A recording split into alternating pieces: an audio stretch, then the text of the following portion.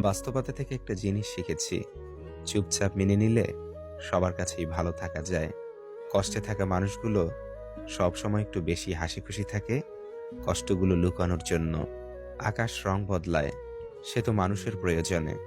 মানুষ রং বদলায় নিজের স্বার্থের কারণে। স্বার্থপর মানুষ সবকিছুতেই স্বার্থ খোঁজে, স্বার্থ হাসিল হলে আঘাত করে কেটে পড়ে। কিছু মানুষ চাঁদ এনে দেওয়ার গল্প বলে আকাশটাই কেড়ে নিয়ে যায়।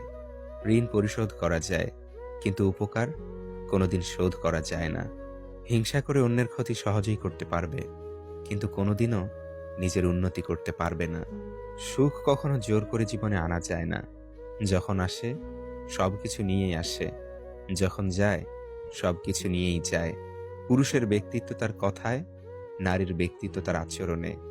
বৃষ্টি না আসলে বোঝা যায় না ছাতার কোথায় ছিদ্র আছে, তেমনি খারাপ সময় না আসলে বোঝা যায় না কার মনে কি আছে।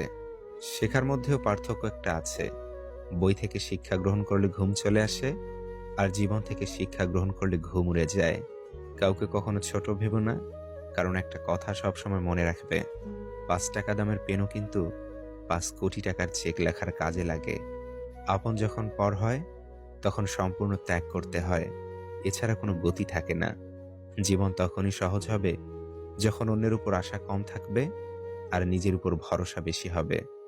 ভাগ্য খারাপ ছিল না, ভরসা ভুল মানুষের উপর ছিল। এটাই বোধহয় আমার জীবনের সবচেয়ে বড় ভুল, কাউকে অল্পতে বিশ্বাস করে সহজে আপন করে নেওয়া।